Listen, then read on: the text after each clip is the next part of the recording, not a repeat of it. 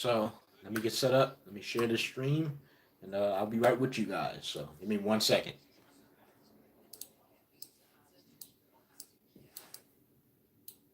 So this is kind of a rush stream. I didn't want to leave this fight out, but it is rushed, and I'm not doing it in my typical location.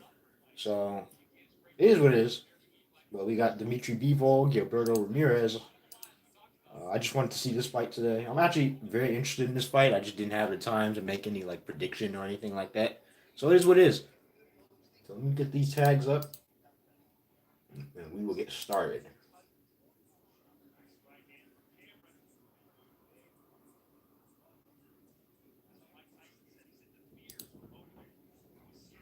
It's also windy out here. It's also windy where I'm living. So if you hear any like weird stuff in the background, it's actually really windy. So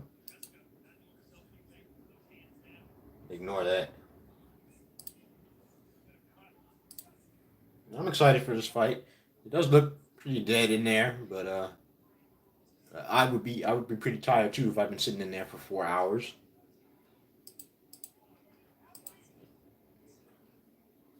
Okay, there's that.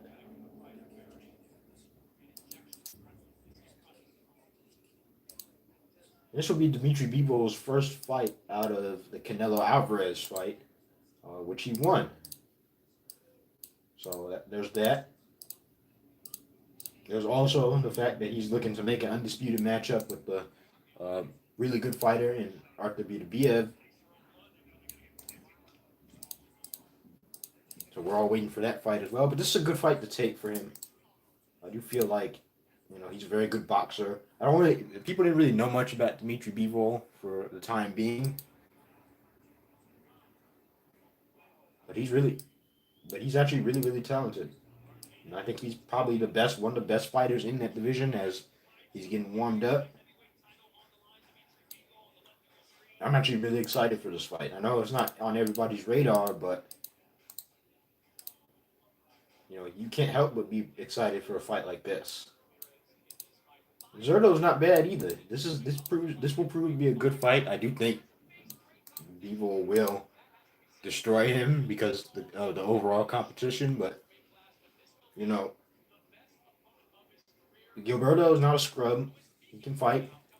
He can do things. He can box. He can slug. He can do all that. His level of competition hasn't been the best, of course, but this was a good fight to make for him, for Bivol. Just something to get him warmed up if he does decide to, whenever he decides to take that Arthur Beterbiev fight.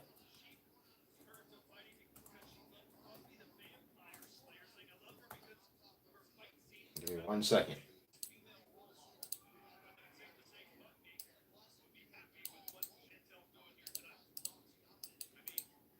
Right on the co-main event.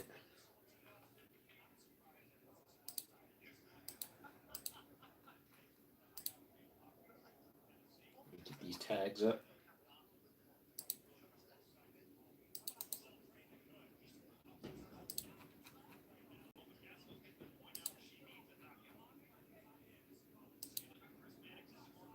Let me get that up. So that. Put that in there. Fighting over in the UK, so the stream is a little bit earlier than I usually stream. So I don't usually stream UK fights like that. It's very difficult too because they fight so early in the day.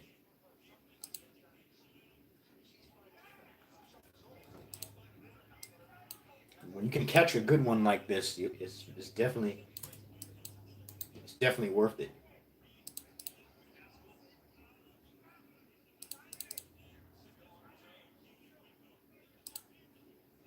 I'm also watching college football, so I'm kind of multitasking right now.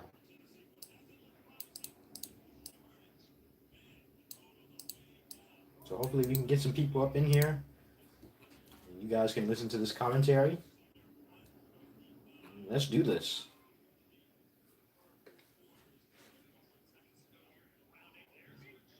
This co-main is kind of mid right now, so I'm just trying to waste a little bit of time to get the stream up, let everybody get comfortable, and you know, let everybody get comfortable and get ready for the main event that we've all been waiting for. Not too much going on in the world of boxing. I know the whole drama with Terrence Crawford and everything has been going on. I'll discuss that later in the video. Go ahead and get that.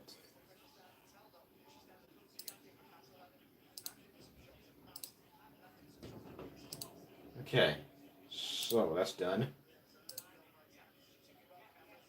Let me share it, and we can get started.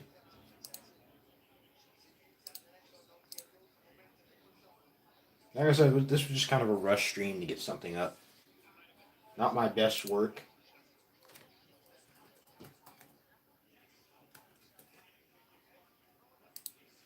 Take that.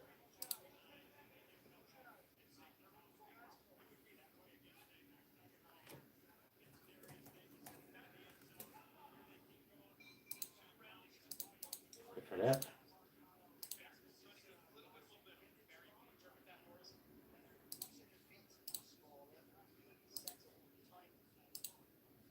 And one more. All right, I think we're ready. So, Dmitry Bivol, Gilberto Zurdo Ramirez. This is for the unified light heavyweight championship of the world. After Dmitry Bivol's impressive win over the pound for pound, quote unquote pound for pound king Canelo Alvarez. This is a good fight for Bivol coming off that big win and that big upset in a fight nobody really thought he could win. But he shocked the world that day, and here we are sitting right now, waiting for him to absolutely destroy Gilberto Ramirez and move on to Arthur Beterbiev. I actually like Dmitry Bivol. I think he's a very good fighter. He can box, he can slug. Doesn't hit for too much power, but he can knock you out if he catches you clean. Very good timing. He's a special breed of fighter. Good footwork for a guy his size. So he has a lot of upside to him.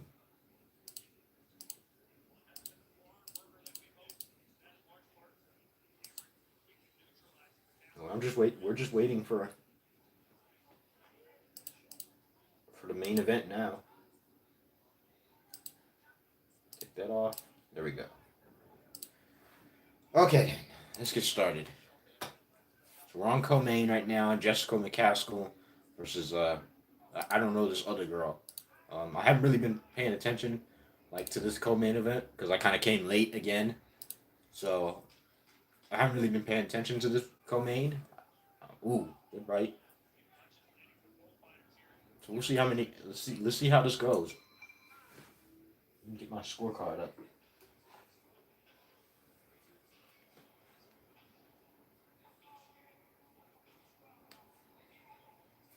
But this, as you notice, the setup isn't the same as it once was, but that is because I kind of rushed the stream out. I did not set the stream up. I did not schedule for the stream to come out. I just figured I wanted to get something up, and I felt like this was a fight that I could do that with. So, not the biggest fight in the world. Hopefully, people are actually watching this, and people will enjoy this fight for what it is. They should be making their ring walk soon after this co-main. So we'll see. For now, I'm just trying to waste some time before that comes on. I also got college football in the background, so I'm enjoying myself right now.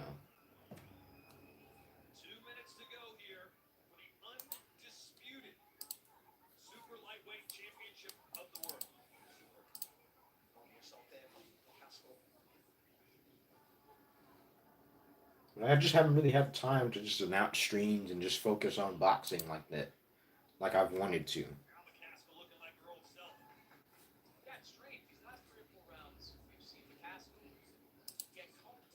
It's very difficult doing things. And you got so much going on, and you gotta kind of balance things, and I just haven't had the time to do that.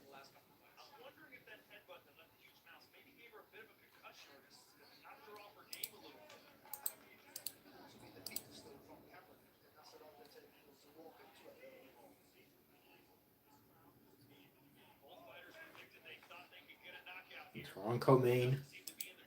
Turn on a little bit, look at Twitter for a minute. See what the general consensus is for this fight.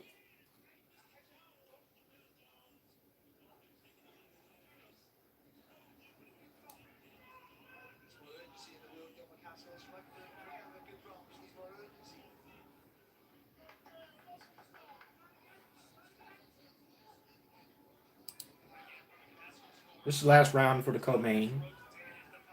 This was an undisputed matchup too, so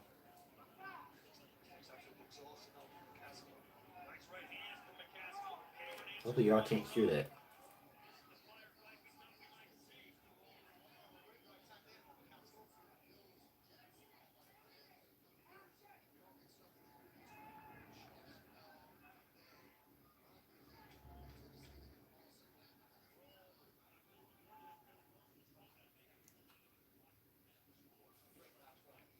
Just waiting for the main event.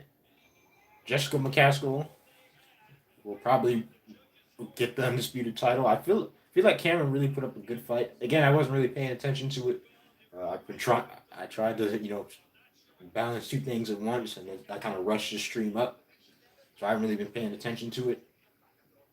But from what I saw, it was a very boring fight for one, and it wasn't what people expected when this fight was made. Like I said, it is what it is. It's done. We can get to the main event for what everybody was waiting for. I'm really excited to see Dmitry Bivol fight. If anything, he's a treat to watch, and you know it's always interesting to watch him fight. It's just what style will he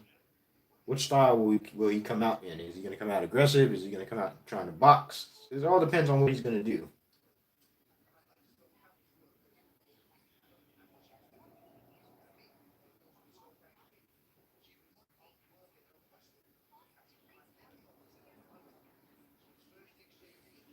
So we're just waiting.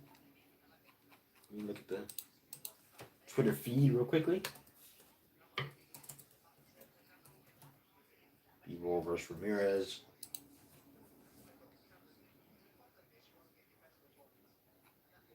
Yeah, so all I see is live stream leaks, but not really much of a general consensus on who will win this fight. Again, most people are probably going to go Bivol just because of his last fight, and Gilberto is slow on his feet, and he's a little bit slower than Bivol, but it could go either. If this is boxing, it could go either way. Um, I'm very disappointed in the sport of boxing as of recently because, while we get fights like this, which are good and which can be entertaining, we're waiting for the big fights and we just haven't got those. So, it's been very disappointing. We haven't got the Tank versus Garcia. We haven't got the Crawford versus Spence. It's very disappointing to see, but yeah, it just is what it is on that terms. I think there's a little bit too much politics in boxing, and that kind of drains the life out of everything, and fights can't get made, um, purse splits, all that stuff.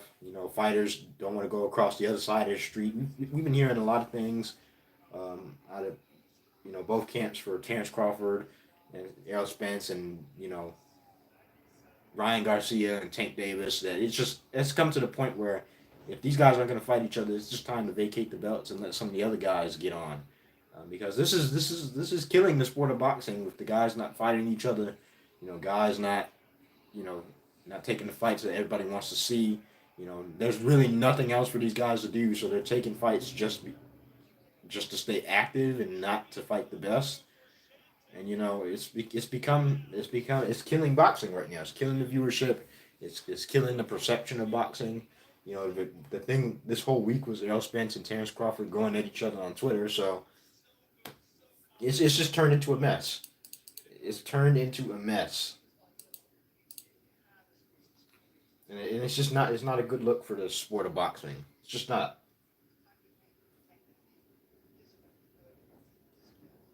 And what I say is there's a lot of like misconstrued information out there in terms of what's been going on with the Crawford Spence situation.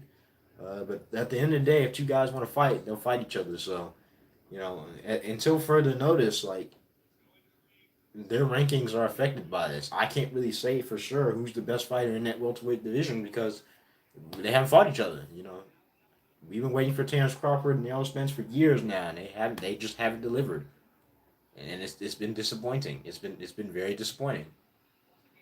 You know, I hope the fight gets made at some point in time,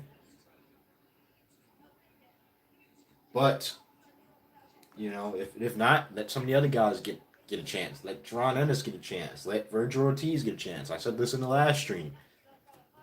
At some point in time, these guys are gonna have to either give up the belts or fight the younger guys. And with them not fighting each other, I think the younger guys should get a chance. The Virgil Ortizes of the world, you know, the Rashidi Ellises, the Jaron Ennis type fighters of the world should be able to get a chance and shouldn't have to be held back by promotions and the guys not agreeing on a purse split. You know, they shouldn't have to be held back by that, and that's just killing the division. That's holding up the division. You know, if you're not gonna fight each other, just leave it be, vacate the belts, move up. It's disappointing, and it seems like it's happening on every stage of boxing. It doesn't matter what division it is. You know, every stage of boxing has that one fight that just won't get made because guys aren't really pursuing it like they should.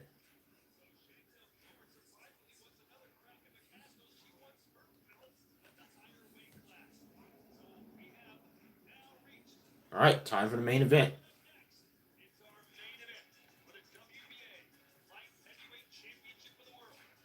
I hope this is a good fight.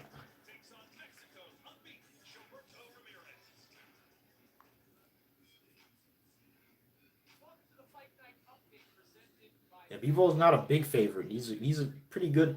He's a pretty good favorite, but not a big favorite. He's not like a 10 to 1 favorite.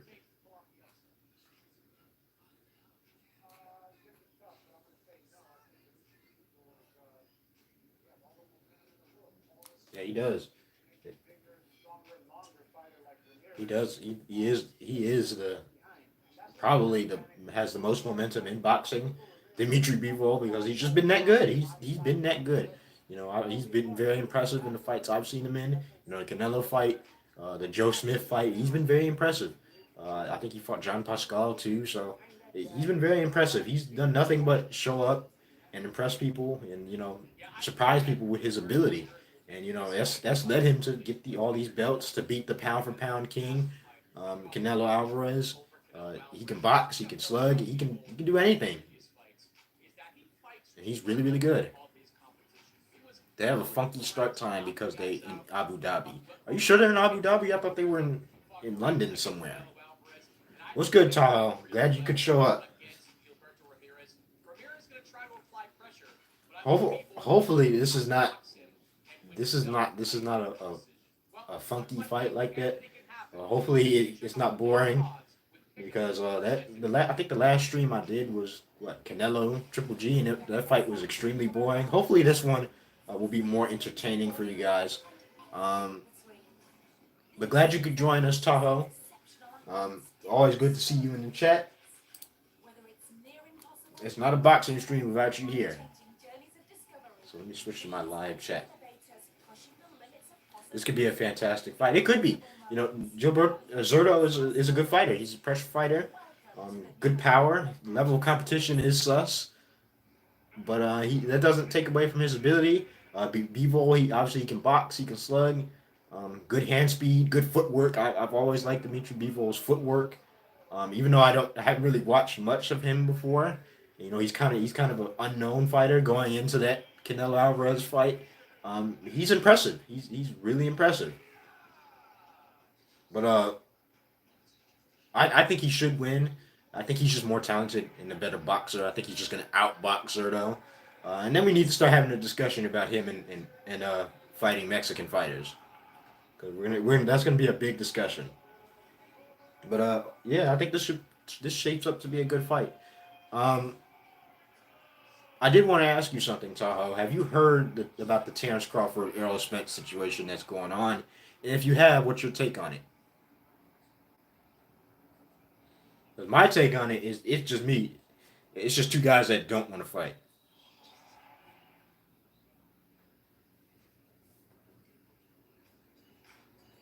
there's a lot of blowing smoke. I'm familiar with Bivol more than Ramirez. Yeah, I think everybody is because we've seen Bivol on the highest stage. We've seen him beat Canelo Alvarez, and just completely outbox him. For Zurdo, I haven't really saw him fight any top competition like that. I remember the name, but I haven't really got the chance to really watch him in depth like that. This is, you know, he is slow. I do think he is kind of slow, and his like I said, his level of competition doesn't even near compare to Dmitry Bivol. So I do think Bivol will outbox him. He's just better. But I think it will shape up to be a good fight. I think Ramirez is going to press the action. Um, and then as we get later into the fight, I think Bivol will make that adjustment, and he will start outboxing, and then he'll start applying his own pressure on Ramirez, but it'll be calculated. So I think Bivol will win this fight. I'm more familiar with Bivol, so I can confidently say that. But Ramirez is not a scrub either, so good fight. But I do think Bivol comes out on top. Um, One thing I'm concerned about is, you know, and I'm just talking about the sport of boxing in general. Before you came in, I had been talking about it. The amount of fights that we haven't been able to get, the Tank Ryan Garcia, the the Crawford Spence fight, it's killing the sport of boxing in my opinion. This is not a good look for the sport of boxing. I just want to know your thoughts on that because I've seen tweets of Errol Spence, I've seen the tweets of Crawford, but at the end of the day, these are two guys that should be fighting, but they're not. It's killing the sport. It is. I mean, I can't really pick a side like that. I do think there's a lot of suspicious stuff going on if you think about it with Crawford on his side. But at the same time, PBC they've been known to be cheap about fights like this. So I don't know. It's killing the sport that we're not able to get the fights that we want. Um, Hopefully it changes in the future. But it hasn't really. I haven't liked what I saw. I don't like what I'm seeing with the way the state of boxing is now. I just don't like it. We should at this point in time, the Crawford Spence fight should be already made. We should at least have some closure on if the fight is going to happen at all, in the immediate future. As of now, we don't even have an estimate on when it will happen. Thurman might be the skunk at the guarding party. Regardless of if Thurman is the skunk or not, we as boxing fans, we were expecting after Crawford, beat Porter, after Spence beat Ugas, the only fight people wanted to see was Crawford Spence. There should have been no roadblocks, going into that fight. But it seemed like every time that fight got announced, or at least got close to being made, there was always a roadblock. The contracts weren't right, the venue wasn't right. You know, it is what it is, but it's disappointing. And Keith Thurman, as good as he is, and I did like him in his last fight against Mario Barrios. He should not be getting an Errol Spence fight. I feel like that fight should go to even if he's not fighting Crawford, that fight should go to a guy like Dron Ennis. Dron Ennis should be getting that fight, in my opinion. I like Keith Thurman. Keith Thurman's cool, but they're holding up. Those guys are holding up the division big time, and they're not. At the end of the day, we're gonna need to get some closure in that division because they're just holding it up. They're not. They're not doing. They're not. They're holding up the division for the younger fighters. There are younger fighters there that want that same opportunity, and they're not. And they're not going to be able to do that with them sitting there unless they fight them. So that's just me. Thurman's okay. Again, that fight isn't even confirmed, so I don't know. I just don't know. It's perplexing that we're still sitting here. It's been 5 years and we still haven't even seen a glimpse of if this fight is going to get made or not. And it's very disappointing. Same thing with Tank Ryan Garcia. they've been tediously they've been been in tentative agreements for years now to fight each other, but nothing has ever been set in stone. Nothing. And it's frustrating. It is because these guys are probably the most talented fighters in the world. Crawford Spence, Tank Davis, and Ryan Garcia. They're probably the most talented fighters in the world. They should be fighting each other. Period. Period. There's too much politics in boxing right now, and it's destroying the sport. It is. All combat sports have it. All combat sports have it, but boxing has it bad. So I just wanted to know your thoughts on that. Do you think who are you siding with, Tahoe? Are you siding with Crawford or Spence on that argument? Who's more responsible for the fight not happening, in your opinion? As Gilberto Ramirez makes his way to the ring,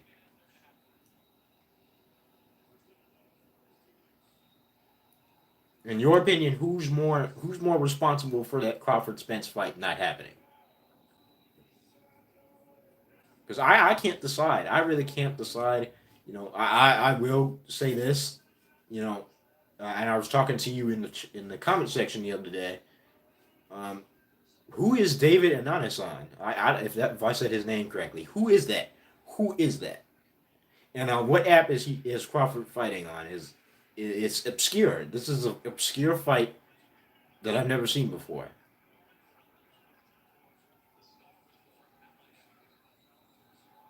So I don't know. I just want to know your opinion on it. I want to know who's more responsible for this fight not happening. Here comes Dmitry Bivol.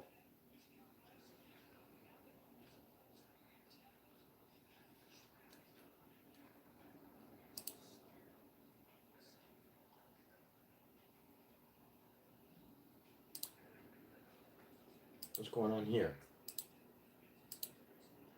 Well, that's not a good sound. So we'll see. Dmitry Bivol is getting ready to enter the ring. I got a lot of notifications popping in from my boxing plugs. Here comes Dmitry Bivol, the WBA light heavyweight champion of the world. I'm excited for this.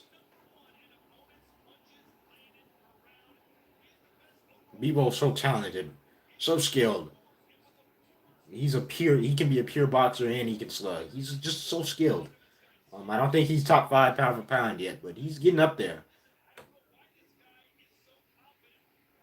And he never shows any sign of being rattled. That's one thing I like about B-Ball. He's always composed. He's always focused. Nothing can shake this guy. I haven't seen him been shaken yet. He's always focused on the task at hand, and that's a good thing. For a fighter like him, he's always focused. He's doing thing. He's doing things at a high level. I can say that confidently. He's fighting at a high level. He's only going to get better as his competition rises. I don't know who will win that fight between you know him and Biev, but it should turn out to be good because you can't just underestimate just because Biev has the power. You cannot underestimate Dmitry Bivol. He's shown that. My scorecard is not working right now, so and I don't keep a paper scorecard, so I'll just have to score this fight by memory. But we're just about ready. Both fighters are in the ring. I'm ready. Let me know who you guys got in the chat. If you got Bivol or Ramirez. But they're in the ring. Let's get started.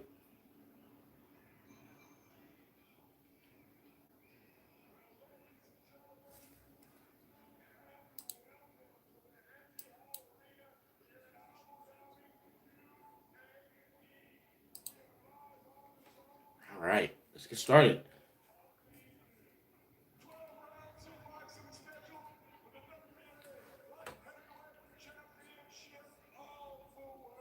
Again, not the most hype fight in the world. I think they're fighting in London. I think so.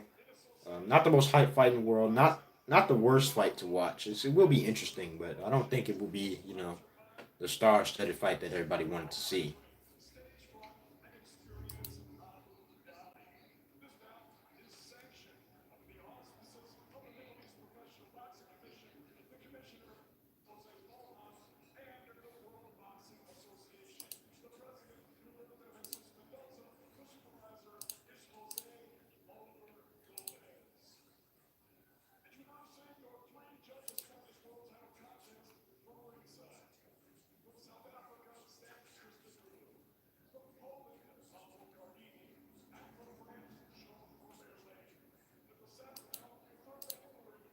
Well, let's get this started. I'm glad they're not doing no anthems or anything like that. Let's get started with the fight. We are ready.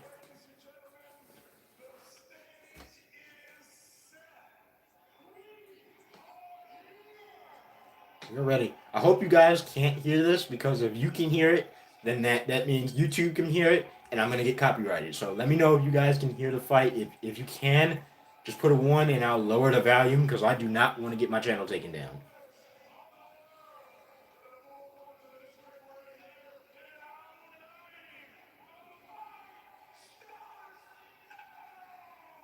Ooh, a little voice crack right there from David Diamante.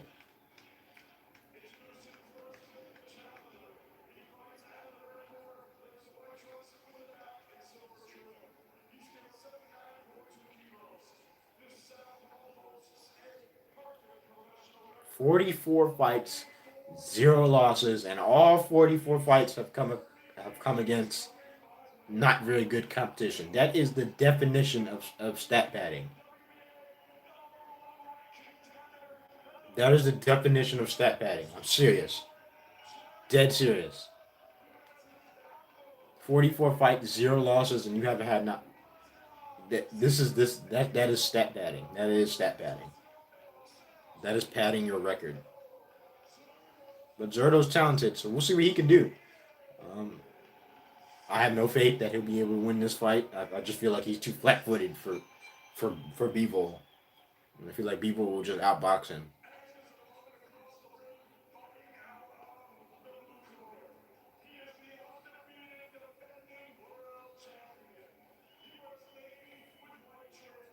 Twenty and 0, 11 knockouts. Again, Bivol not a hard punch, not the hardest puncher in the world, but he can still pop you when he wants to. Very good boxer though.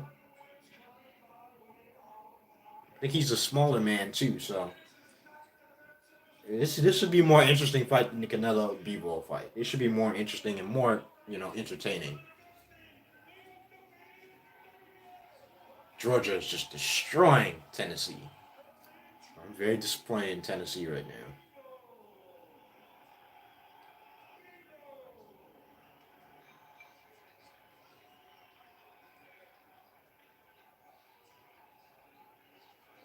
God, Matt Zurdo is massive. My goodness, he's massive. The dude is a full head length ahead of Bivol.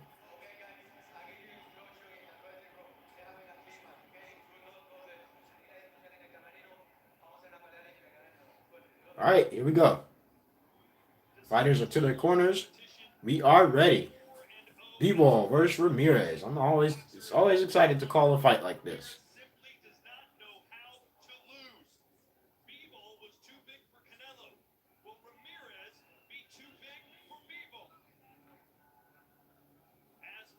Nah, I think Bivol will be okay. Here we go. Round one. Ring that bell and we're getting started.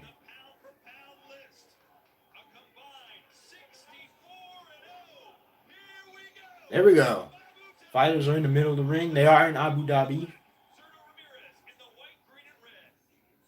Fighters in the middle of the ring. Zurdo is right off the bat. I can tell Zurdo is much longer and much bigger than Dmitry Bivol. The size difference is incredible. Good right uppercut to the body by Ramirez. I do think Zurdo does have a good uppercut to the body. Looking for the body shot again is Ramirez. Um, good skill set for Ramirez. Good power. A good punch selection. He might be a little slow, in my opinion.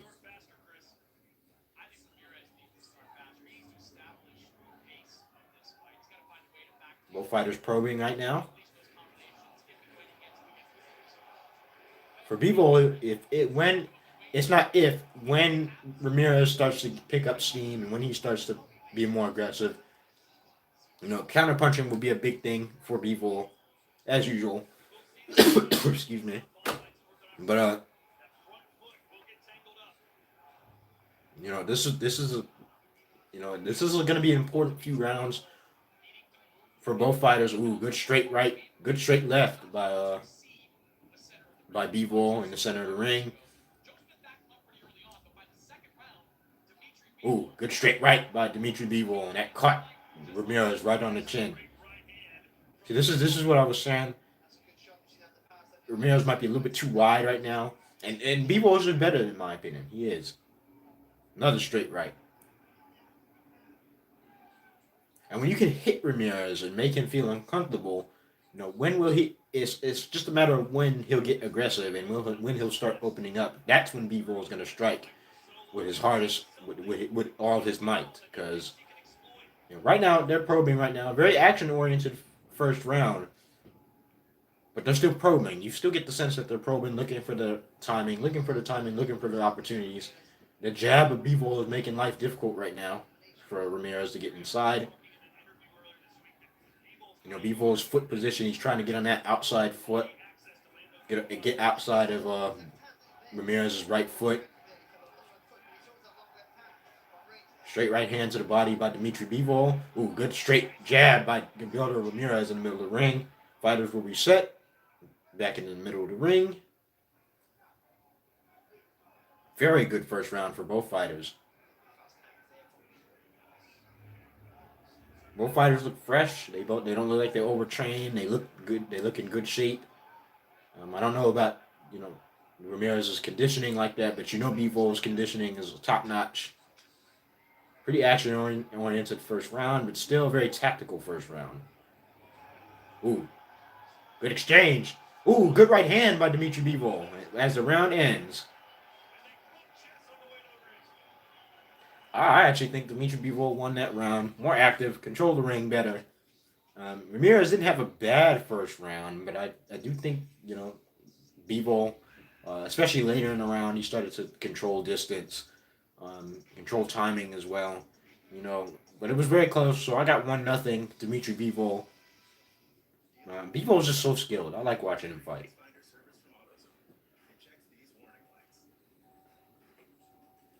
Guys trained well, conditioned well, good footwork, like I said before.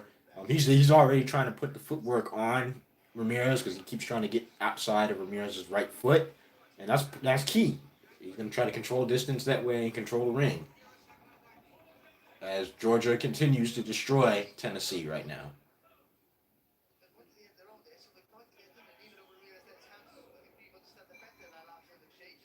All right, round two.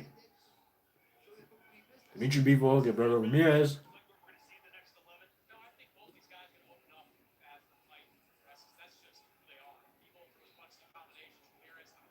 So let's see if Bivol can get something going right here.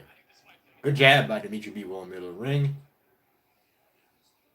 Like how Bivol always keeps his feet and his hands moving. He never stays stationary in one place for too long. Good feints right now by Dmitry Bivol. Just the small things you can do to have success.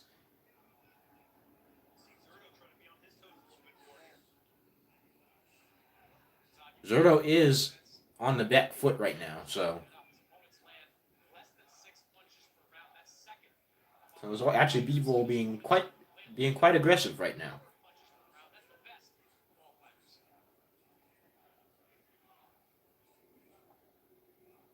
Fighters keeping their hands in check right now. Still probing, looking for that timing.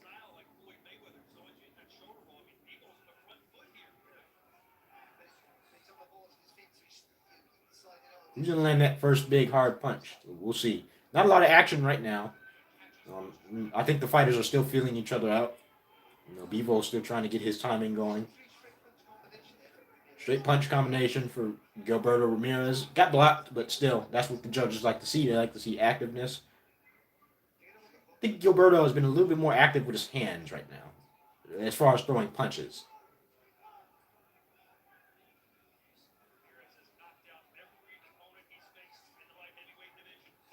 Ooh, good straight right hand by Gilberto Ramirez. Dmitry Bivol made a rookie mistake right there. Pulled straight back. Never do that, especially against a longer fighter like that. Good exchange by both fighters.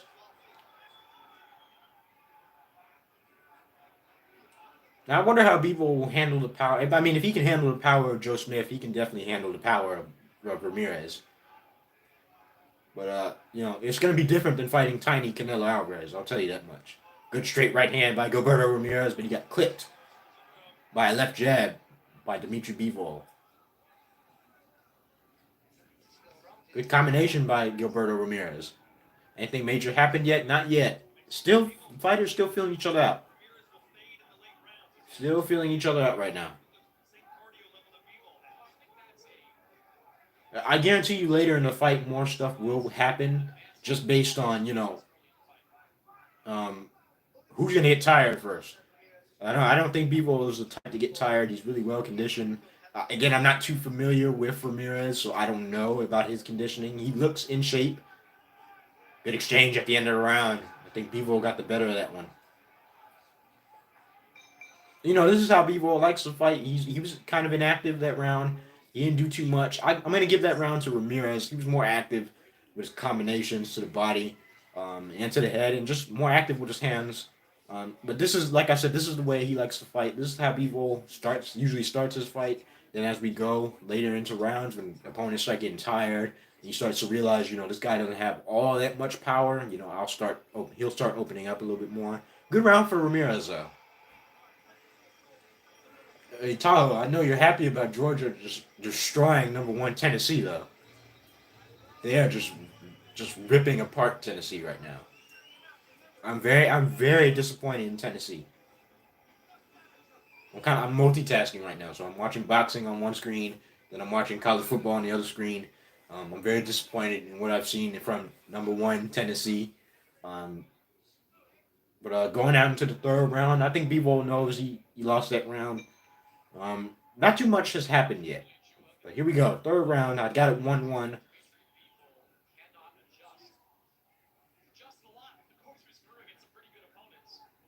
Yeah, Bivol will always make the adjustment. He's not the type to just sit there and do the same thing the entire fight. Once he senses that there's an adjustment to be made, he's trying to find the weakness in Gilberto Ramirez's in his game, in his ability, and when he does, it's gonna be, everything's gonna seem like it's going Bivol's way.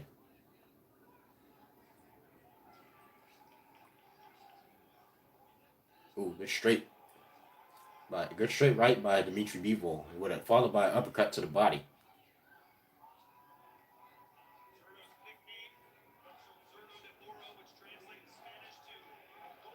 Georgia is as good as anyone on any day, but you know how the water is down here. I know, but Tennessee hasn't really shown anything that they're going to be able to come back. I'm very disappointed in Tennessee. I'm very disappointed because this was the game to prove that they were better than everybody else. And personally, I think Ohio State should be number one in the country. That's just me. But Georgia is just they're showing why that defense is still top ranked, and they match up well with Tennessee right now. Oh, good straight right by Dmitry Bivol. Again, just not too much happening. It's just the subtle things. That's why they play the games. Yeah,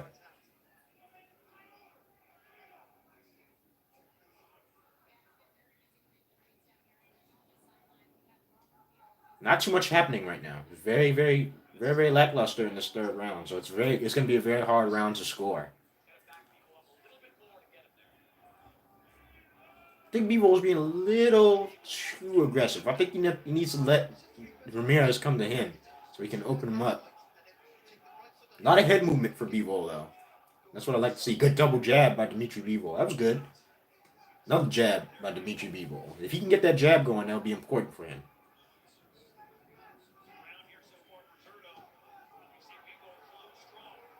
Yeah, and here we go. It's like Bivol's closing strong. He's gonna make the adjustment. We know that. Just right now, Zurdo has proved to be a little bit difficult right now because he. I think what they saw was they saw a more aggressive version. Zurdo's being a little bit more, a little cautious actually, and very tactical. He's picking his shots nicely, not missing, not overextending, and not leaving himself open for too many opportunities to get hit, and that's why he's having success. Ooh, good exchange right there at the end of the round. I don't know. I think I'm gonna give that round to Ramirez again. Get more active, have more success. Yeah, nothing major has happened yet, but Gilberto's has had a nice 2 rounds. He's aggressive, but it's calculated. He's letting his hands go. Good combinations. He actually looks like he's frustrated. Not I wouldn't say frustrating, but he's kind of confusing Dmitry Bivol a little bit because I think they were expecting a completely different fighter. So good 2 rounds for Gilberto Ramirez. Again, I do know that could be a swing round because it was really close and not too much happened. But I got it 2-1 Gilberto Ramirez.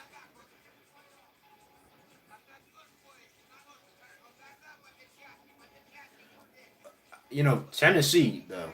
Tennessee they didn't play it well at all in this game, and they haven't really shown the ability to throw the ball at all or even move the ball against this Georgia defense. They've just been completely outcoached, outclassed, and this was the game that you have to show that you're the big dog in the SEC, and they just haven't done that. Fourth round now, keep moving. For Bivol, he needs to keep moving his head.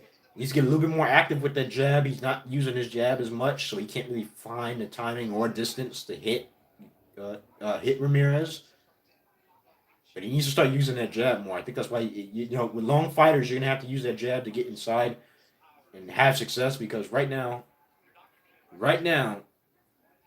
you know, Zurdo is longer and he's showing why he's a longer fighter because it's very difficult for Ramirez for Bivol to get inside. But as soon as he used that jab, here comes Bivol with a right hand that stunned Zurdo.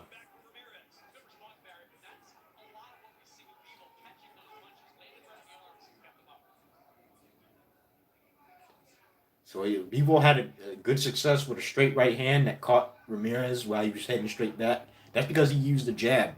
If he can use that jab a little bit more and switch up the timing on it, he'll be able to time Ramirez. And Bivol is catching a lot of these punches that Ramirez is throwing on his gloves and on his arms. It's just that Ramirez has been more active, and that's why he's winning rounds. Because Ramirez hasn't done anything spectacular. It's not like he's landed. Actually, I feel like Bivol has landed the more cleaner shots. It's just that he's been more active. I think Keith Thurman is going to drink up the Spence Crawford party. What do you think? It's been a while since Tennessee and Georgia been in a real competition. Yeah, I know. I feel like Tennessee is good. Tennessee is not number one in the nation though, in my opinion. As far as Thurman, it's not a bad fight. It's not. It's not. It's really not. It's just underwhelming because we've been waiting for Spence Crawford for so long, and I feel like Keith is benefiting from the fact that PBC never really made a concerted effort to make the fight, but Crawford was never really interested in the fight to begin with.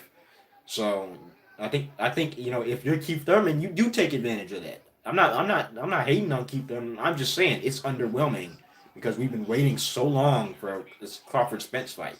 If I'm Keith Thurman, I'm salivating. I want that Errol Spence fight. Still not much going on though in this fight right now.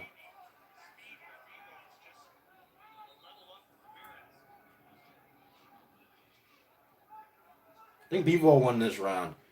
Not too much going on for either fighter. Bivol landed the cleaner shots in this round. I can't really describe what else happened because nothing else really happened. I feel like Bivol had Ramirez on the back foot for the entire round. He did catch him with that one good shot at the beginning of the round, So I'll give Bivol that round. So it's going to be 2-2 tie fight.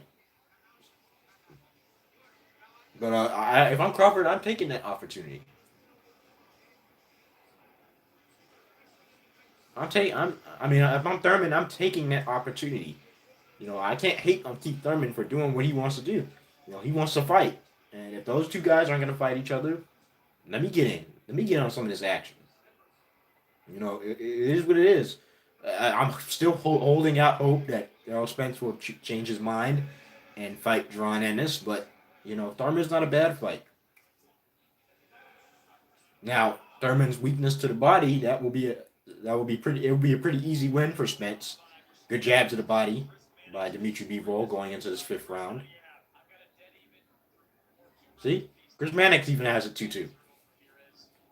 A contest of head movement and footwork. Exactly. And timely punches. That's exactly what the fight has been about right now. And may I say, Zurdo Ramirez has done a good job. He's actually done a good job of controlling distance, using his footwork. Good jabs as he just caught another straight right hand from Dmitry Bivol, as I said that. Ooh, good uppercut by Gilberto Ramirez. But as so far, I've really liked what I've seen from Ramirez. Now here comes Ramirez. This is what I was talking about. Now Ramirez is going to start putting the pressure on because he senses that Bivol hasn't really done much to dissuade him from being the aggressor. So if you're Bivol, now you have to use your timely boxing and some counter punching. But so far, I've been impressed with Zurdo Ramirez, just the way he's changed his style up in this fight.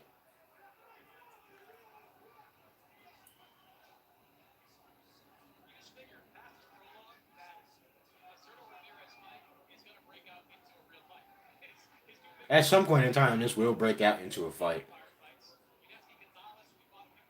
It just seems like the guys are in a chess match right now. Who's the smarter fighter right now? Oh, good combination by Dmitry Bivol. A left or right combination by Dmitry Bivol. That got Ramirez's attention. Good body shot by Ramirez. Good straight left hand by Ramirez. Quick. That was a quick combo by Dmitry Bivol right there. And that was good hand speed. Good hand speed by Dmitry Bivol. The fighter's back in the middle of the ring. A lot of head upper body movement for Dmitry Bivol right now. It's just a little intricate things too, because it's not like there's this crazy Lomachenko like footwork going on, but you can see like if you look at the guy's feet, they're jockeying for position right now. I feel like this has made the fight interesting. Now Bivol being the aggressor. Good straight right hand. Has Zurdo on the ropes. Good straight right hand to the body. Zurdo gets off the ropes. Fighter's back in the middle of the ring. Good sequence for Dmitry Bivol.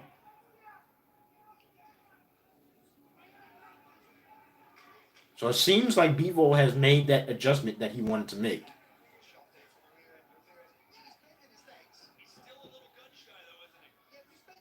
Yeah. Easy Spence win.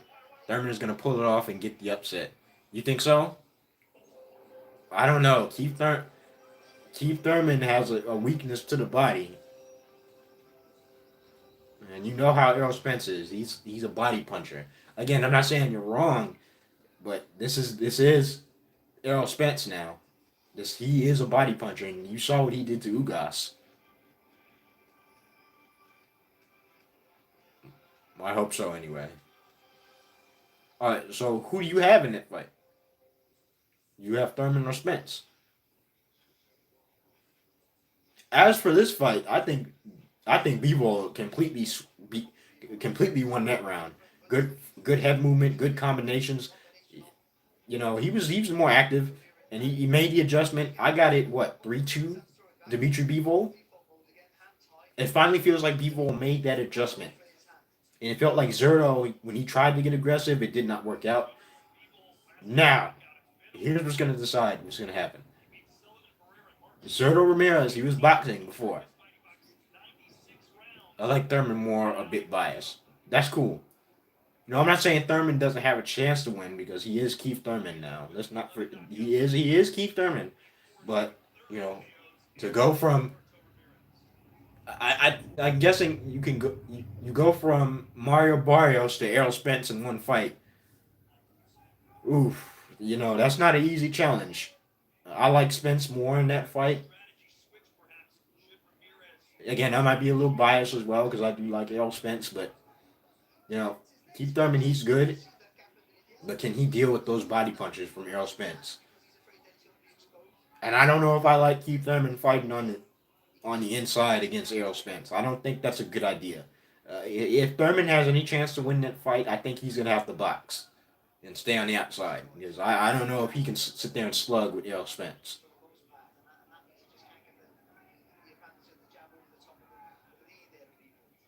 But you never know. Thurman is the one. If anybody is able to pull an upset on Errol Spence, it would be Keith Thurman, right?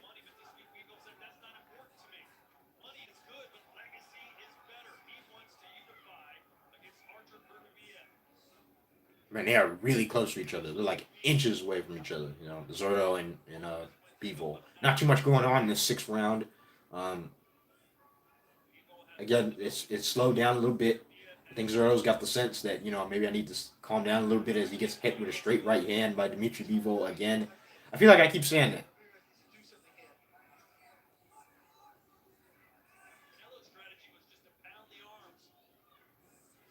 Okay, but hitting Dmitry Bivol's arms, Thurman looked great against Barrios. Looked like he was motivated and wanted it. Yeah, against again, I'm not taking the Barrios fight away from him. It's just that Mario Barrios is not. Again, he's not Errol Spence. And I even picked. I'll admit this. I picked Barrios to win just because I thought Keith Thurman was he was out of action for a while, so I didn't know how he looked, but he looked good in that fight.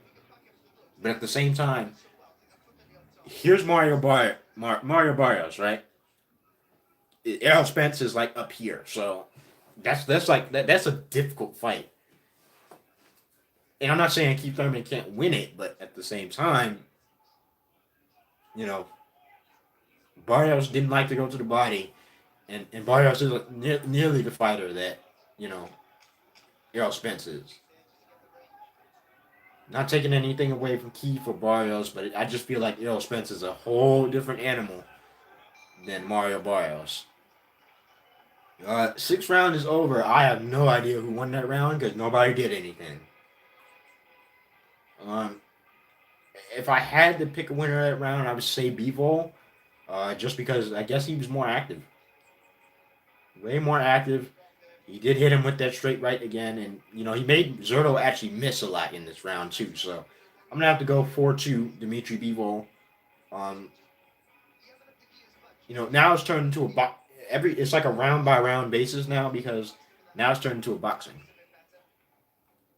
He did look like his young self, of course, and he's not people. He's not old. Keith Thurman isn't old. He just hasn't fought as much as we would like him to.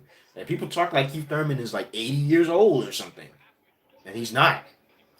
The man is like what? Is he like 31, 32 years old? It's just that he's had so many injuries, and he's been out of action. He usually goes on these long layoffs, so it makes you doubt what Keith Thurman you're going to get. And correct me if I'm wrong, but if Keith Thurman tries to slug with Errol Spence, it's not going to go well because he's not. I don't consider him an inside fighter like that. I like Keith Thurman better when he's fighting on the outside, using his natural ability. That's the Keith Thurman I like to see. I feel like after that Porter fight, the injuries started to pile up because he was forced to do something he's not used to doing. I'm not saying he can't fight in close range. It's just not his definite skill set. He's much more talented than that. He's much more talented on fighting on the outside, boxing. So I feel like that would be a good fight. It's just all willing. It's just all depending on if Errol Spence is willing to take that fight, if he even wants to take that fight, if Thurman wants that fight. We don't know if it should. We've just heard speculation as of now on what Errol and Thurman want to do. Tennessee sucks, man. They've had every opportunity to score in this game, and they just have not been able to do it.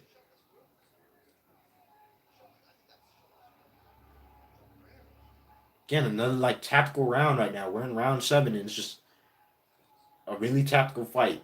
Bivol using his head movement, making Zurdo miss. He hasn't really thrown many punches, so I'm guessing I'm going to give this round to Ramirez just because he's been active. But he's not doing too much. Good straight right hand by Dmitry Bivol. Here comes Dmitry Bivol with pressure as he just landed a 1-2 combo. Then he landed another 1-2 combo with a left hand that stunned Ramirez. Got his legs wobbly a little bit. Good combination, good pressure by Dmitry Bivol. But here comes Zurdo now. Bivol is just so skilled. He's showing that skill. That combination has changed the perception of this round. It is, but it's not because all the rounds that Zurdo has won, he's been more active, and Bivol hasn't been as active with his hands, or the rounds Bivol has won, he's put together good combinations. He's making Zurdo miss. Again, it's a round by round basis because one round Dmitry Bivol will be aggressive and the next he won't. But it is, but it isn't. Right now it's a Bivol round by a huge margin because all the rounds have been close. If you think about it, all the rounds have been close except this one. But this round, when Bivol is fighting aggressively, and he can do both because he can fight aggressively, he can fight off the back foot. In this round, he did both, and he had a large amount of success, and Ramirez just couldn't answer. Man, Tennessee sucks, and they just got bailed out by a penalty. But I got what is it 5-2 now, Bivol. The combinations, the jab, you know, the, he actually was the aggressor in that round. He actually had Zurdo on the ropes for a minute. And it's not just, I feel like with Zurdo right now, it's just single shots. He hasn't really thrown combinations. When Zurdo was winning rounds, he was throwing combinations. He's not doing that in these later rounds. He's throwing one shot at a time, maybe two, but that's it. He's not really following up with anything. And it's costing him right now. So we're in round 8, and I got it 5-2 Bivol. It just feels like Zurdo has become timid now because now he knows that uh, Bivol does hit a little bit harder than he expected, and two, he knows that if he misses, something is always coming back, and because Bivol is just that good of a counterpuncher. Here we go again, Zurdo on the ropes. Here comes Bivol, and you don't see this a lot with Gilberto Ramirez. We usually see Ramirez as the aggressor, and Bivol is just completely taking that aggression out of him. As Hayden Hooker just takes another sack.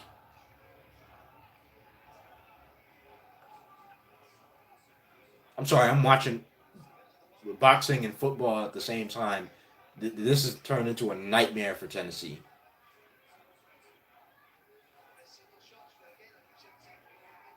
See, dude said the same thing. Single shots for Zurdo is not helping him. He needs to throw some combinations. And I said that he's slow too. Now the speed is showing up. Good jab right there by Zurdo. Up jab. But he's starting to slow down a little bit, and Bivol still looks fresh. And I feel like Ramirez is timid, and he's throwing one shot at a time. There's no combinations. There's no punches and flow like Bivol. It's just all one shot, and that's what's costing him right now. Like even though Bivol isn't doing too much in this 8th round, he's still doing enough. He's making Zurdo miss, and he's making him throw one shot at a time. That I'll give Bivol this round just because he's boxing better.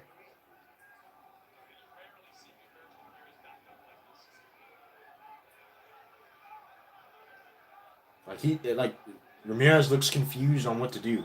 Ooh, good left hand by Dmitry Bivol. Good combination on the ropes. Here comes Dmitry Bivol. Zurdo holds on. So now you're starting to see Dmitry Bivol take over this fight.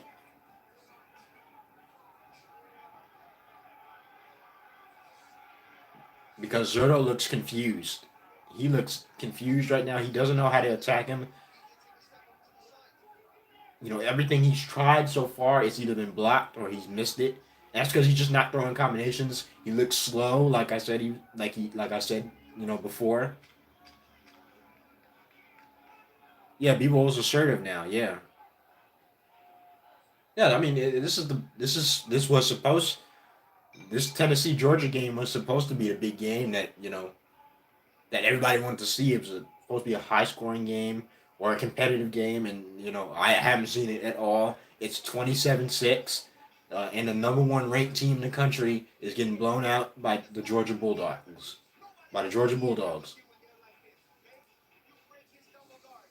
No offense, but if you're the number one ranked team in the country, you're trying to make a point that you're the best team in the SEC. This is not how you show that. It's 4th and 28. 4th and 28. This was not a good showing for Tennessee.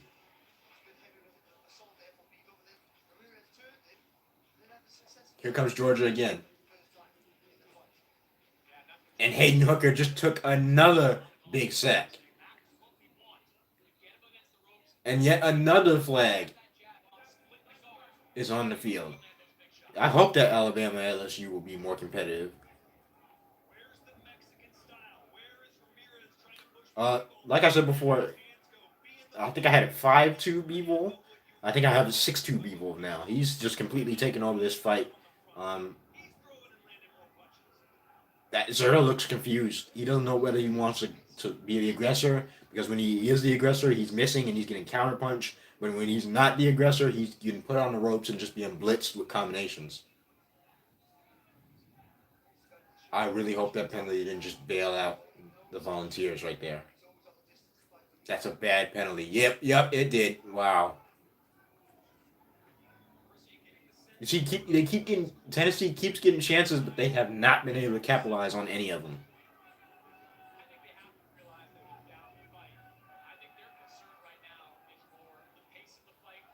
Yeah, the pace is really slow in this fight, and this fits Bivol. This fits him.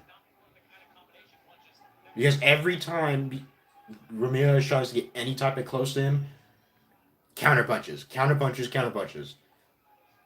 So it's really like a damned if you do, damned if you don't situation with Ramirez. He's just not. Again, this is Dmitry Bivol, the guy who beat Canelo Alvarez. Of course, he's a good fighter. And I told you he was going to make the adjustments.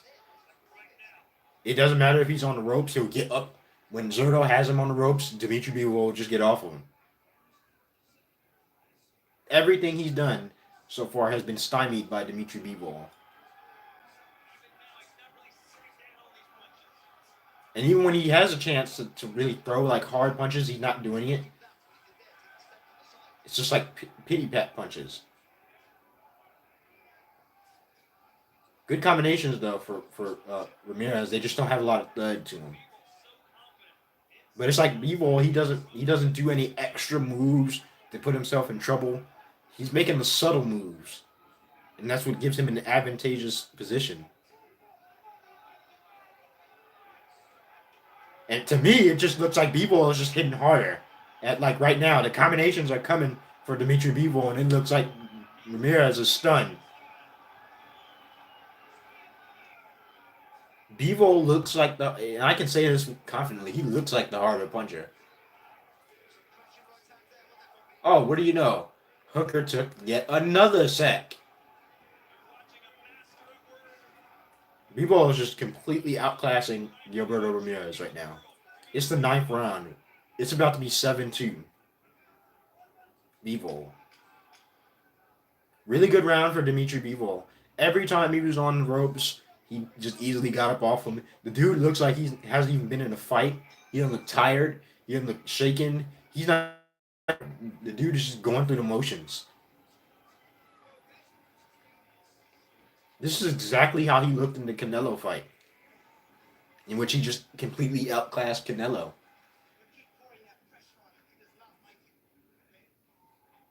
The Mexican style is not working right now, and it doesn't work with Dmitry Bivol because he's just too skilled.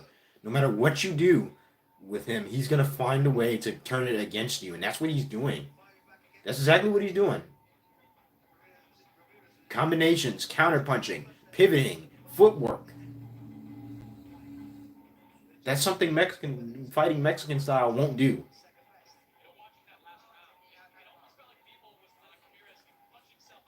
Because there's nothing he can do with Bivol because one, his punches don't have any effect to him, and two, when you're just going straight ahead with no head movement, no jab, no combinations, you're putting yourself in a not advantageous situation because you're not doing anything that's unpredictable. Everything that Zurdo has done has been predictable so far, and Bivol has taken advantage of that.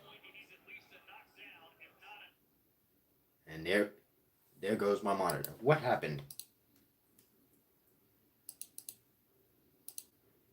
My monitor just went out. Are you kidding me?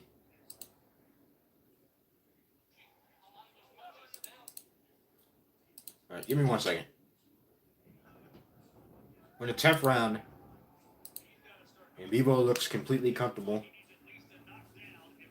UGA is the real number 1 team. Ohio State, Michigan, and Clemson, like Tennessee, would look like that too if they played UGA. Again, that's just my bias. I like Ohio State. I am a big fan of Ohio State. UGA is technically the true number 1 team, even though I don't necessarily like Georgia's offense like that.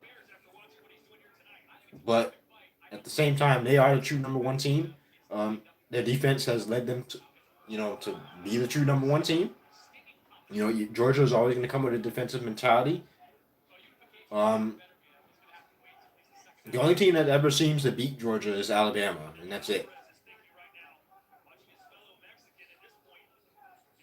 And Tennessee, let's be honest, Tennessee, they were a little overrated because Bama hasn't been as good as they were predicted to be, or they were a little overhyped. So Tennessee has benefited from that. I never really liked the ranking system in college football, but Tennessee benefited from that, and now they're playing a really really good team in Georgia, and they just have not been able to deal with it. Now, what I will say is that if UGA played Ohio State, that's different because Ohio State plays defense. When it's time to bear down and play defense, Ohio State can do that. Not too much happening in this round. And the inclement weather in my area is causing me to have some internet issues. Florida used to beat UGA a lot when I was growing up. Which Florida team? Like the mid 2000s, like the 2000s teams, or like late 2000s teams, or like the 2010s team? Because the ones with Tebow on it and all that. Ohio State is always a tough out. I'll admit something. I don't, and this is not just because I'm an Ohio State fan. I don't like Michigan. Michigan is always overrated. No matter what you do, Michigan will always be in the conversation. And when they do play Ohio State, they always lose. As of recently, they've had more success against Ohio State. I don't like Michigan per se. I think they're overrated. Chris Leak and then Tebow. Wow, that's a name you haven't heard in a while. Yeah, and I'm younger, so I don't really remember those teams like that.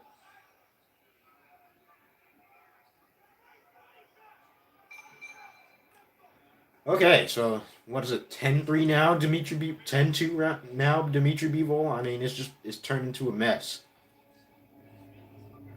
I've honestly forgot the score. I know Dmitry Bivol is up. What was it, like 6-3 when I 6-7-3, something like when I last round. Whatever it is, Dmitry Bivol won that last round. And we're going into the 11th round. Gilberto Ramirez needs a knockout, and he looks tired. He looks confused. There's nothing he's done tonight has worked in later rounds. Exactly like I said, this fight would go. You know, Gilberto would start strong, but as the fight progressed, you know, Bivol would make that adjustment, and he has, and he's just completely dominated this fight. So, you know, no doubt that Dmitry Bivol is heading to a unanimous decision. Why am I stuttering so much? Dmitry Bivol is heading to a unanimous decision, and barring anything crazy happens, Notre Dame is always overrated. And I actually like Notre Dame, but they can never win the big game. When you always have to count on Notre Dame, they'll never win the big game when it matters. I think they played Clemson one year, and we were expecting it was either Clemson or Ohio State. It might have been Ohio State. Correct me if I'm wrong. At one year, was it when Justin Fields was playing there? Yeah, it might have been Ohio State, but whoever it was, we were counting on you know Notre Dame, whoever it was. Notre Dame can never win the big game. They always gas out when you need them to, or when you don't want them to, and their flaws really get exposed when they finally do have a good team, like the one they had when Ian Book was there, and they got exposed. I thought they played Clemson and they got destroyed, and that's because they just weren't as good. So Notre Dame is always kind of overrated. I would say Alabama is a little overrated in my opinion. Because think about it, Alabama always got the top rated prospects.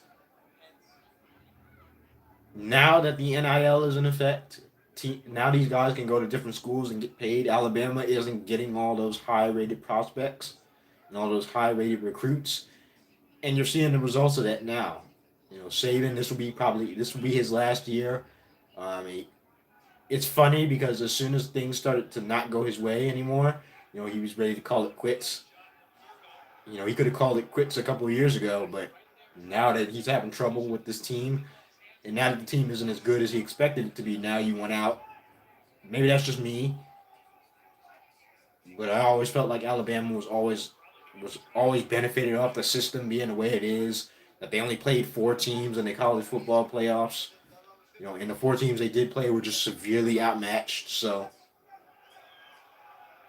yeah, Bivol is just putting on a masterclass right now. There's nothing Ramirez can do.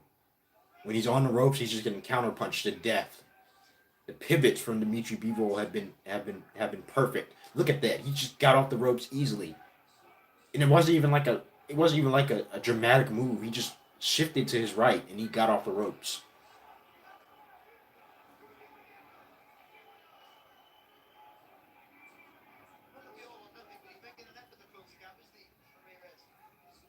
Slow round right now. But I think Bivol has recognized that Ramirez is tired. His punches don't have anything on them. They look like arm punches. They probably feel like arm punches. They're slow. They're elongated, and he's getting counterpunched to death. So I feel like Bivol is just cruising to a decision right now. We're going to the final round, and it doesn't look like Ramirez has made the adjustment to be able to, get a knockout. Bivol just look like this is just a normal day in the office for Dimitri right now. Yeah, I never liked Alabama. I always thought they were overrated. Um, Again, the SEC as a whole, in my opinion, is kind of overrated because Georgia will have nights when they should beat a team, like they should blow a team out, and then they don't look particularly well, but they win because of their defense. LSU has been shaky at times. Of course, you got Tennessee. You can never count on Florida to win the big game as of recently.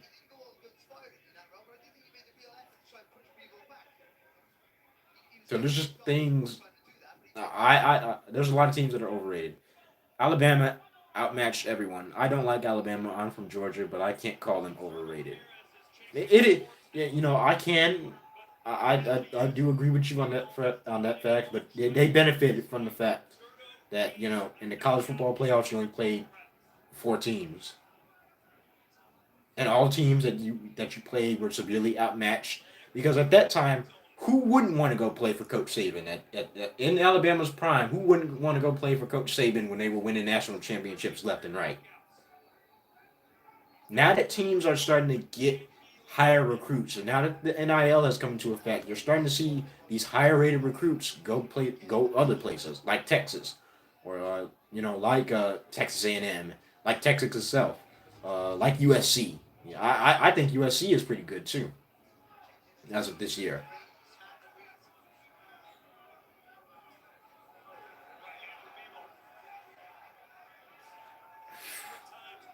As of the last 20 years, too many. It's always an SEC team. For the past couple of years, I think we had one ACC team win in the past couple of years. Like, just think about the past 5 years. It's either been Georgia, Alabama, or Clemson. Clemson is the only team in the last 5 years from the ACC to win the national championship. Correct me if I'm wrong. I feel like the SEC has just dominated the national championship discussion.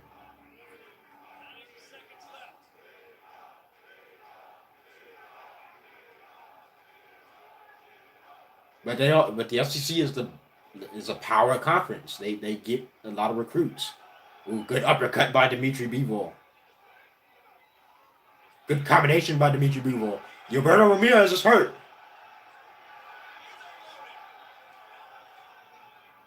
USC was the Alabama of my childhood. Yeah,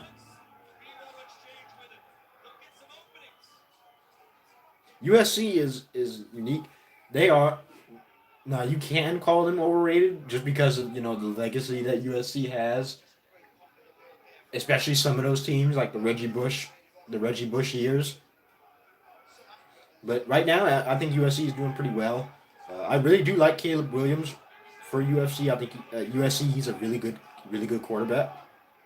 And I think with Lincoln Riley following him to USC, I think that's led them to have more success. Because think about it, as of recently, USC has not been really good. I feel like this is really like the first year USC has been like really good.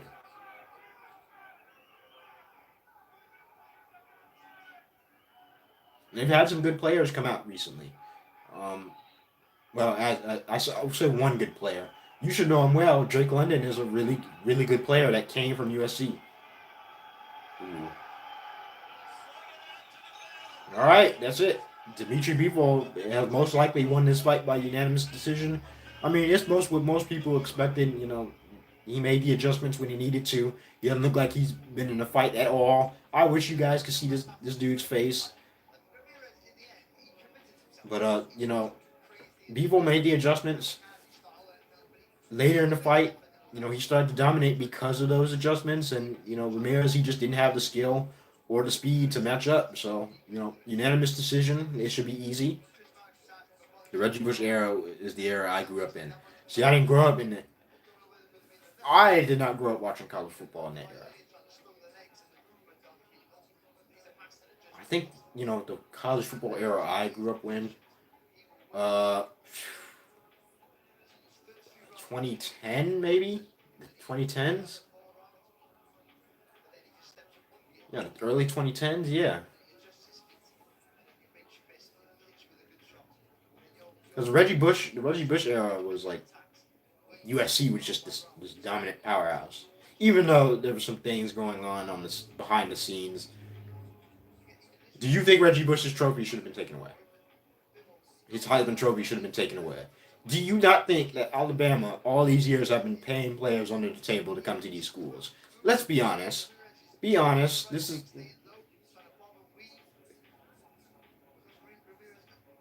every big school team when they had before the NIL was at some point in time paying players under the table to come to their school. I mean, it's kind of you can kind of see it. I can see it. Every team has had that moment where, hey, we have this guy that we want to come to our school. Let's give him a little bit of money under the table. Give him a little bit of incentive to come to our school. I don't think that warrants a Heisman Trophy being taken away and sanctions been being put on the team. It was long overdue for these college players to get paid. So now they don't have to just go to the big name schools to have a chance. No, they waited too long. Yeah, they waited too long. That's bullcrap. It is. And now we got with the new NIL. Now I feel like they should give it back.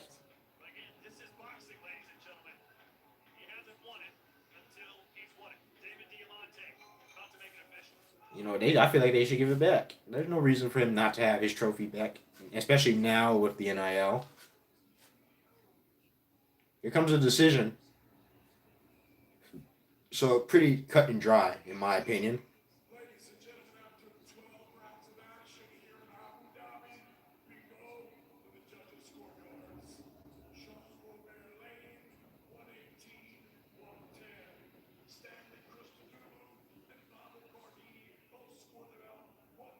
Finally, a big chunk play for Tennessee.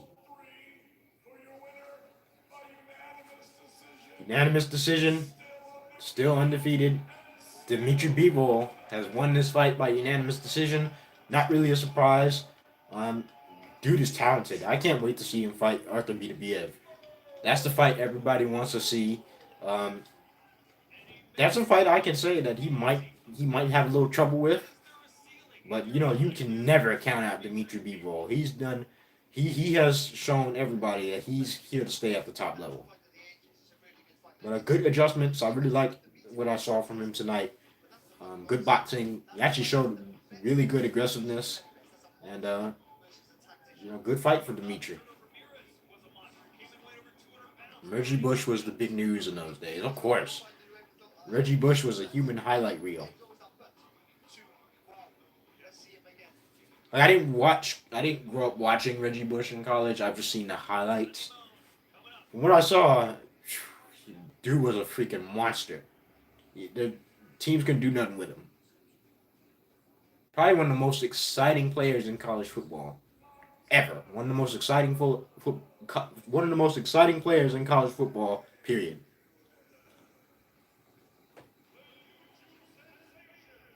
It's just a shame that they have to take away his trophy. I think Bivol wins against Arthur. That is debatable, but it definitely is possible. Arthur with his power, you can never just count out Dmitry Bivol, but you can never count out Arthur Beterbiev. That's a fight everybody wants to see. Um, as of now, if I had to pick a winner, I would say Arthur. I would say Arthur by slim margin. But at the same time, Dimitri, you know, he can make those adjustments. He'll probably make Beterbiev miss. And I think people really underestimate how good Dmitry Bivol is. I think it'd be a very good fight. And that's a close fight. That is a close fight. I don't think people realize how good of a boxer Arthur Beterbiev is either. You know, Beterbiev is a very good boxer in my opinion. He sets up his shots nicely. He's not just some brute that's just running through people. He's a really good fighter, and that should make for a very good fight. I don't know who he's fighting next. Last time I heard, I thought he was fighting Anthony Yard or something. But we'll see. I think Bivol wants that Beterbiev fight, and I think he'll do a good job in that fight and trying to make that fight. And yeah, we'll just have to see. Hopefully, that's one of the big fights that can get made, if nothing else. So that being said, I'm gonna get up out of here. Thank you guys for watching. If you have any questions, leave them in the chat. Tennessee still sucks, so there's that. We'll see what Dimitri does in the future, but I'm gonna get up out of here. So let me exit out the stream. It's a complete shock when the Texans picked the defensive end instead of Bush with the first pick. Yeah. What draft was that? Let me see. Let me check that out real quickly. That was a 2006 draft. And Mario Williams he was an All Pro, and he was a 4-time Pro Bowl selection. But it's Reggie Bush, and I get it. Reggie Bush wasn't, he didn't turn out as much as in the pros, but it is what it is.